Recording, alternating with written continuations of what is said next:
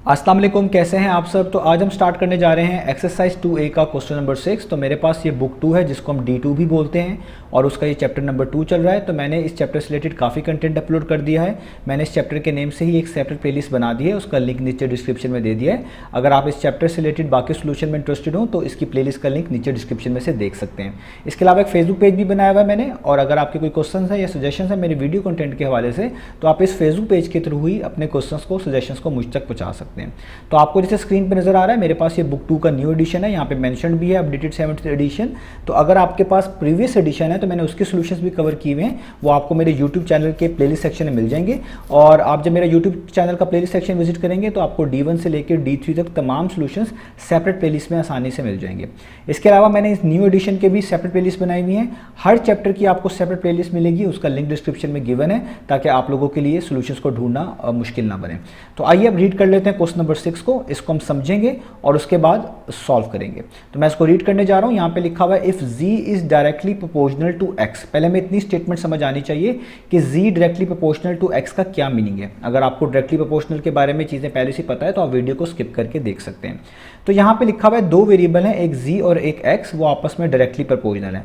तो directly proportional का meaning ये होता है कि अगर एक चीज में चेंज आए तो उसकी वजह से दूसरी चीज में भी सेम चेंज आए। और सेम चेंज का क्या मीनिंग है, यानी अगर z की वैल्यूज इंक्रीज करें तो इसकी वजह से x की वैल्यूज भी इंक्रीज करें, और अगर z की वैल्यू डिक्रीज करे तो x की वैल्यू भी डिक्रीज करे।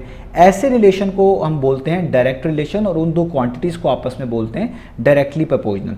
इसकी एक सिंपल सी एग्जांपल मैं आपको समझाने के लिए दे सकता हूं कि लेट से आपने कुछ बुक्स मार्केट से खरीदनी है, और वो जो बुक्स हैं उनकी जाहिर बात है कोई ना कोई आपको कीमत देनी पड़ेगी, कोई ना कोई पैसे देने पड़ेंगे उनको खरीदने के लिए। तो आपको पता है ये बात कि जितनी ज़्यादा बुक्स आप खरीदेंगे उतने ही ज़्यादा पैसे देने पड़ेंगे, जितनी ही कम बुक्स खरीदेंगे उतने ही कम देने पड़ेंगे। यानी आप देख सकते हैं कि जब बुक्स की वैल्यूज़ बढ़ती हैं, यानी बुक की आप क्वांटिटी बढ़ाते हैं तो आपको ज़्यादा पैसे देने पड़ते हैं, तो पैसे भी बढ़ जाते हैं। और अगर आप बुक्स की क्वांटिटी को कम करते हैं, कम बुक्स खरीदेंगे तो फिर आपको पैसे भी कम देने पड़ेंगे, तो पैसे जो हैं, कॉस्ट जो है वो डिक्रीज़ हो जाती है। तो जब भी दो क्वान्टिटीज़ इस तरह का बिहेवियर शो करवाएं जो कि सेम बिहेवियर कहलाएगा कि एक चीज़ के इंक्रीज़ होने से दूसरी चीज़ भी इंक्रीज़ हो जाए, एक चीज़ के डिक्रीज़ होने से दूसरी चीज़ भी डिक्रीज़ हो जाए, तो इसको हम बेसिकली डायरेक्ट प्रोपोर्शनल ही बोलते हैं। तो यहाँ पे z और x के दरमियान डायरेक्ट रिलेशन ही है, यानी ये दोनों डायरेक्टली प्रोपोर्शनल ही हैं। और इनका जो चेंज होता है, जो दोनों में चेंज आ रहा होता है, वो भी प्रोपोर्शनल ही होता है। ये नहीं होता कि z में जिस तरह से आप कह लें तरीके से चेंज आ रहा है उससे ज़्यादा कोई x में आ गया, नहीं, दोनों का चेंज प्रोपोर्शनल ही होता है, उनका रेट एक तरह का सेम ही रहता है। तो अभी इतना काफ़ी है, बाकी क्वेश्चन में भी आप इस चीज़ को समझेंगे। तो यहाँ तक क्वेश्चन में बताया गया था कि z जो है वो डायरेक्टली प्रोपोर्शनल है x के। आगे देखिए आपको वैल्यूज शेयर की गई हैं कि z की वैल्यू 12 है जब x की वैल्यू 3 है, यानी जब x 3 होगा तो z 12 के इक्वल होगा। ये दोनों वैल्यूज आपको पता चल गई। और आपने क्या फाइंड करके दिखाना है, लिखा हुआ है find the value of x। आपने x की वैल्यू फाइंड आउट करके दिखानी है जब z की वैल्यू 18 हो जाए। तो यहाँ पे हर चीज़ की दो दो वैल्यूज़ हैं, x की भी दो वैल्यूज़ हैं, z की भी दो वैल्यूज़ है। दो वैल्यूज़ का मतलब एक x की वैल्यू गिवन है, एक आपने निकाल के दिखानी है, z की तो दोनों ही गिवन है। तो जो स्टार्ट वाली वैल्यूज़ होंगी जहाँ पे दोनों वेरिएबल की वैल्यूज़ गिवन है वो आपको कांस्टेंट निकालने में मदद देगी, जो भी क्वेश्चन में आएगा। और आखिरी वाली वैल्यूज़ जो है वो आप कांस्टेंट की मदद से आसानी से निकाल लेंगे। तो आइए अब स्टार्ट कर लेते हैं। तो अब आपको क्वेश्चन की स्टेटमेंट सामने स्क्रीन पे नज़र आ रही है।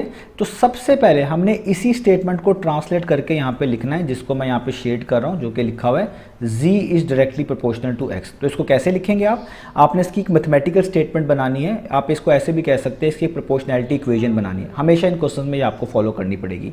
तो सबसे पहला वेरिएबल लिखें z, यहाँ पे देखिए मैंने z लिख दिया। दूसरे वेरिएबल को लिखे इधर x। तो अब इनके दरमियान लिखा था डायरेक्टली प्रोपोर्शनल। तो याद रहे ये जो प्रोपोर्शनल होता है इसके लिए जो हम सिंबल यूज़ करते हैं वो होता है ये वाला, इस तरह का सिंबल शो करता है कि प्रोपोर्शनल है। तो इसको मिलाकर पढ़ा जाएगा z is directly proportional to x। तो जब भी दो वेरिएबल्स के दरमियान डायरेक्ट रिलेशन हो, आपने उन दोनों वेरिएबल्स को, एक को लेफ्ट साइड पे लिखना है, एक को राइट साइड पे लिखना है, और प्रोपोर्शनल की वजह से उसके दरमियान ये वाला सिंबल बनाना है। ये हो गया आपका स्टेप नंबर 1।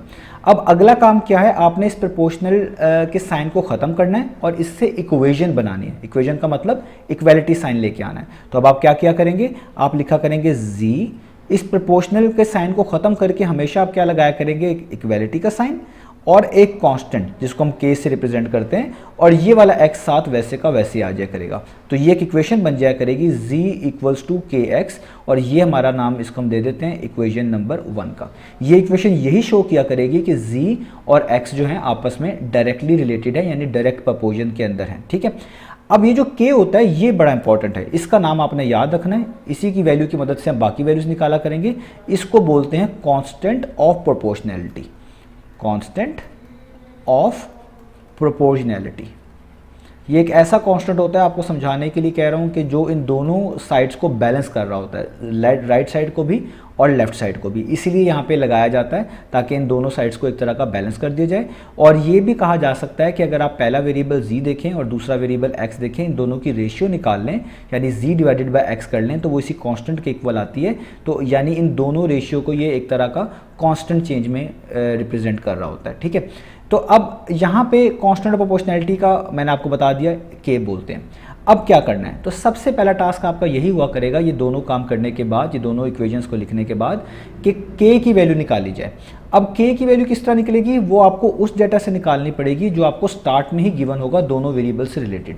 आप देख सकते हैं स्टार्ट में बताया हुआ है कि z 12 है और x 3 है, और आपके पास भी यहाँ पे वेरिएबल z और x है। तो आपने यहाँ पे लिख लेना है कि z की वैल्यू 12 है और x की वैल्यू कितनी है 3। आपने ऊपर से उसी इक्वेशन को दोबारा से कोट करना है जो कि लिखी हुई है z इक्वल टू के एक्स, और इसमें z की जगह पे आपने क्या कर देना है 12 इक्वल टू k तो फाइंड आउट करना है, छोड़ दें, और x की जगह पे उसकी वैल्यू 3 पुट कर देनी है ब्रैकेट्स में इस तरीके से। तो देखिए मैंने ऊपर से इक्वेशन लिखी z इज इक्वल टू के एक्स, और उसमें जो ये वैल्यू स्टार्ट में गिवन थी वो मैंने पुट कर दी। अब यहाँ पे k की वैल्यू निकालनी है, 3k टाइम्स हो रहा है, यानी 3 मल्टीप्लाई हो रहा है k से। आप इसको इक्वेशन के दूसरी तरफ मूव करेंगे तो ये डिवाइड हो जाएगा इस तरीके से, और आपको डिवाइड करना आता है। 3 1 टाइम्स 3 होता है, 3 4 टाइम्स 12 होता है, यहाँ पे आराम से कैंसिलेशन हो जाएगी। तो आपके पास k की वैल्यू आ गई 4। तो यहाँ से पता चला कि कांस्टेंट और प्रोपोर्शनैलिटी की जो वैल्यू है वो बेसिकली क्या है 4। जब आप k की वैल्यू निकाल लेंगे, अब आपने क्वेश्चन को आगे रीड करना है। तो अब आगे क्वेश्चन में था कि आपने क्या करके दिखाना था, x की वैल्यू निकाल के दिखानी है, जबकि अब z की वैल्यू चेंज होगी, यानी z की वैल्यू कितनी है 18। अब आपने इस न्यू डाटा को लिखना है, अब प्रीवियस डाटा को नहीं देखना। अब इस न्यू डाटा को लिखना है कि x की वैल्यू तो निकाल के दिखानी है, और z की वैल्यू कितनी है आपके पास, वो है 18। और दोबारा से ऊपर से वही इक्वेशन नंबर 1 को दोबारा कोट करना है। तो दोबारा इक्वेशन नंबर 1 कोट करते हैं, लिखेंगे z इक्वल्स टू के एक्स। अब इसमें ये न्यू वैल्यूज यूज़ करनी है। z की वैल्यू कितनी है 18, तो इस z के नीचे लिख दे 18, इक्वल टू का साइन डालें। k की वैल्यू यही यूज़ करेंगे हमेशा जो आपने फाइंड आउट की होगी, ये फिक्स है। तो यहाँ पे k की जगह पे आ जाएगा 4। x की वैल्यू तो आप देख सकते हैं हमने फाइंड आउट करनी है, तो x की जगह पे x ही रहेगा। अब क्योंकि आपने x कैलकुलेट करना है, तो 4x टाइम्स हो रहा है, यानी 4 मल्टीप्लाई हो रहा है x से। आपको इसको इक्वेशन की दूसरी तरफ भेजना पड़ेगा ताकि x की वैल्यू फाइंड आउट हो जाए। तो 4 मल्टीप्लाई हो रहा है, इक्वेशन की दूसरी तरफ मूव करेंगे तो 4 जाके डिवाइड हो जाएगा इस तरीके से।